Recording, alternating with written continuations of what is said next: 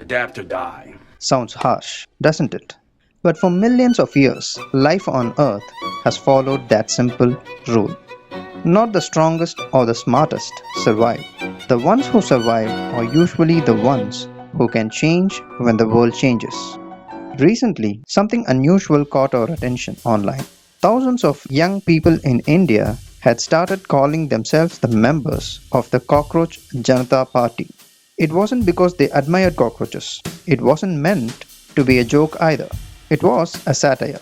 An insult had been turned into an identity. A word meant to humiliate had become a symbol of resistance. That immediately made me curious. Why a cockroach? What it is about this tiny insect that people chose to wear its name with pride? Around the same time, I accidentally caught a chapter from Chetan Bhagat's book 11 Rules for Life, which was titled Be the Cockroach. And strangely, that chapter stayed with me, not because of its advice, but because of the image a cockroach. The idea in Be the Cockroach by Chetan Bhagat is simple. A cockroach survives because it adapts. That's it. Simple. But simple ideas are often the most dangerous because once they enter your mind, they start growing. The idea immediately reminded me of Charles Darwin. People often associate Darwin with the phrase, it is not the strongest or the most intelligent that survives, but the one most adaptable to change. Whether Darwin wrote those exact words or not, the idea captures what natural selection is all about. Nature doesn't care whether you are rich or poor. Nature doesn't care whether you are famous or forgotten. Nature doesn't care whether you are a king or a cockroach. The world changes and life asks a question. Can you change with it? The dinosaurs couldn't, but the cockroach could. And here we are, still sharing the planet with it. But once the cockroach entered my mind, I remembered Franz Kafka. Most people say that Kafka turned a man into a cockroach, but that's not exactly true. In the Metamorphosis, Kafka never actually used the word cockroach. In the original German text, he describes Gregor Samsa as Ungeziefer, a monstrous vermin, a pest, something unpleasant, something unwanted. Kafka didn't want readers focusing on the insect. He wanted them to focus on the feeling of becoming invisible, the feeling of becoming a burden, the feeling that nobody wants you anymore. The insect was never the real story. Loneliness was. For many of us, disgust has a picture, and that picture is a cockroach. Maybe that's why readers imagined one, even though Kafka never wrote it. Kafka gave us a blank space. We filled it ourselves. Then I thought about Albert Camus. In The Plague, dead rats begin appearing in a city. Soon after, a terrible plague follows. But Camus wasn't writing about rats, just as Kafka wasn't writing about insects. The rats are a warning, a sign that something bigger is coming, a reminder that life can change without asking permission. One day, everything is normal. The next day, everything is different. That's what makes Camus so unsettling. He reminds us that certainty is fragile.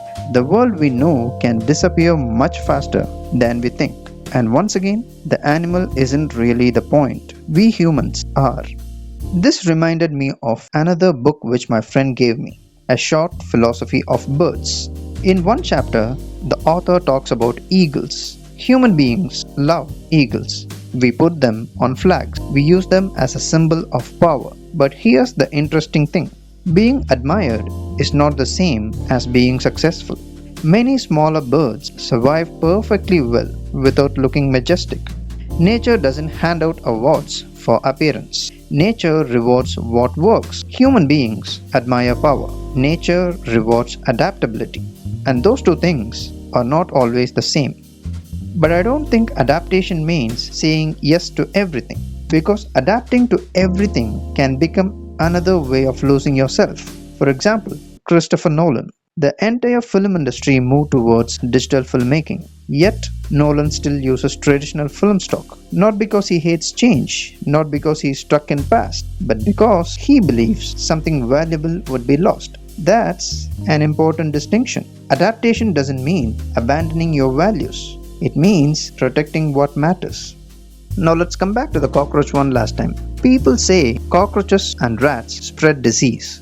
Of course, that's true. We should be careful around them. But I sometimes find it funny when human beings talk about these creatures as if they alone are filthy. The cockroach spread disease, fair enough. But who polluted the rivers? Who filled the oceans with plastic? Who destroyed forests? Who built weapons capable of wiping out entire cities? Certainly not the cockroaches or rats. The difference is that the cockroach never pretend to be morally superior, but we do. And maybe that's why the cockroach feels strangely human. Nobody likes it, nobody celebrates it, yet it continues. The world rejects it, it continues. The world poisons it, it continues. The world changes, and it adapts. It becomes a metaphor for every person who has been rejected, failed, and still found the strength to continue.